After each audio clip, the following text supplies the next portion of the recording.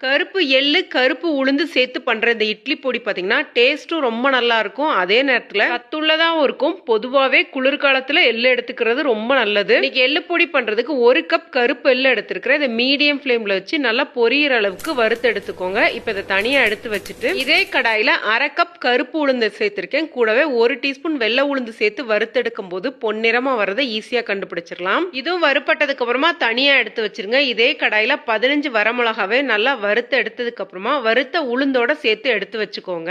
ஒரு கைப்பிடி கருவேப்பிலைய மீடியம் ஃப்ளேம்ல வச்சு 3/4 வறுப்பட்டதுக்கு அப்புறமா பொடிக்கு தேவையான உப்பு சேர்த்து வறுத்தெடுக்கும் போது கருவேப்பிலையில உள்ள ஈரப்பதமும் மாறிடும். அதே நேரத்துல உப்பும் வறுப்பட்டு வந்துடும்.